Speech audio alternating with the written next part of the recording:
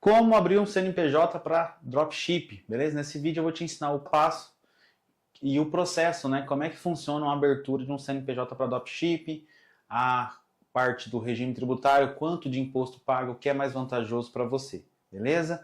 Eu sou Aldo, CEO da ACD Contabilidade Digital, somos especialistas no seu segmento, temos diversos clientes no seu nicho, por isso nós conseguimos trazer mais redução tributária, mais conhecimento, né, específico do nicho, beleza? O nosso contato da nossa contabilidade está na descrição do vídeo e bora para o conteúdo sem enrolação. O que acontece? Quando você vai abrir um CNPJ, a primeira coisa que você tem que se atentar pelo endereço, tá? O domicílio fiscal, né?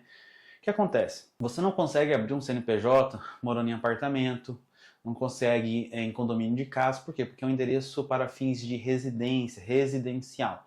Para abrir um CNPJ tem que ser um endereço comercial. Beleza? Então, por isso você tem que se atentar para alguns fatores. O que acontece? Tem duas possibilidades. A primeira possibilidade, você pode locar um endereço na sua cidade, para ser um endereço de correspondência. Existem vários coworks que locam esse endereço. Você paga uma mensalidade. Nós aqui da ACD Contabilidade temos uma solução para os nossos clientes. O que acontece?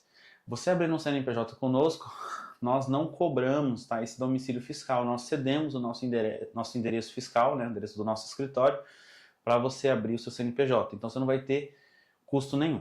Entendendo sobre a parte do endereço, agora você precisa entender qual tipo de empresa que você pode abrir. Beleza? Você pode abrir, eu vou falar alguns tipos, tá? O empresário individual, a limitada e a unipessoal. Existem outros regimes, outros tipos de empresa, porém vou falar esses três que são os mais utilizados hoje no dia a dia. Beleza? Então vamos lá. O empresário individual, ele tem uma taxa mais barata, que é mais ou menos R$ 229, que é uma taxa que paga para a junta comercial, é do governo, não do nosso escritório.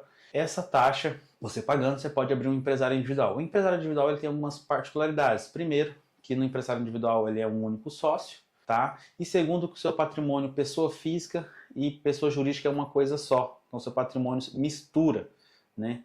Então, nesse processo aí de misturar o seu patrimônio, se você chega a sofrer um processo na PJ, vai bloquear as duas contas, tá? Então, isso é um risco para o seu patrimônio.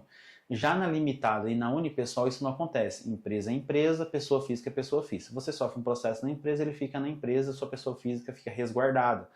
Quando a gente está empreendendo, a gente não sabe o risco, né, que a gente está correndo. Então, é bom a gente pensar, pagar um pouquinho mais. A limitada, 2 sócios ou mais, beleza? Consegue abrir em sociedade. E é uma taxa mais ou menos de 454. A unipessoal é uma limitada de um único sócio, que é o mesmo valor de taxa, 454, porém te dá essa segurança aí se você não tiver sócio, tá?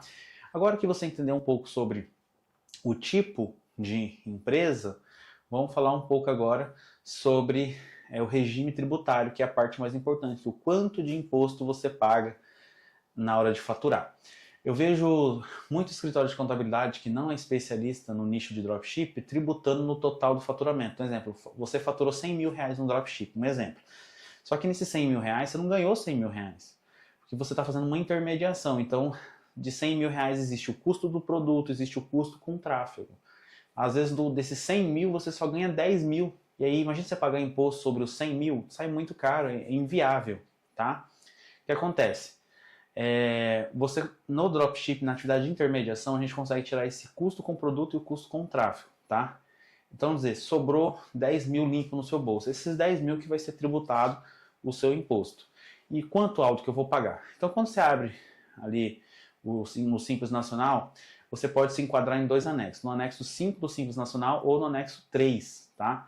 No anexo 5 você vai pagar 15,5. Então, 10 mil, aplica a alíquota de 15,5, dá 1.550, esse vai ser o imposto que você vai pagar. Se você tiver uma contabilidade especializada, a gente vai te indicar usar o fator R para mudar de anexo. Sair do anexo 5, de 15,5, para o anexo 3, pagar 6%. Então, de 10 mil vai pagar 6%, R$600 de imposto.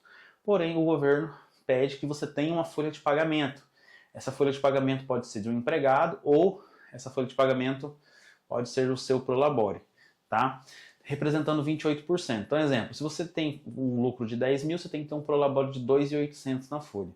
Tendo 2.800 ali de prolabore, você vai pagar mais ou menos 11%, mais os 6%. Ainda assim, se a gente for ver em alíquota de 15,5%, tendo o INSS, que é uma coisa sua, uma contribuição sua para o INSS, né, benefício de aposentadoria, auxílio-doença, você vai pagar 9% de imposto. Ao invés de pagar 15,5%, vai pagar 9%. 6% de imposto e 3% de INSS ali, se a gente for fazer em percentual, beleza? Quer dizer, você vai ter uma redução tributária muito grande, beleza?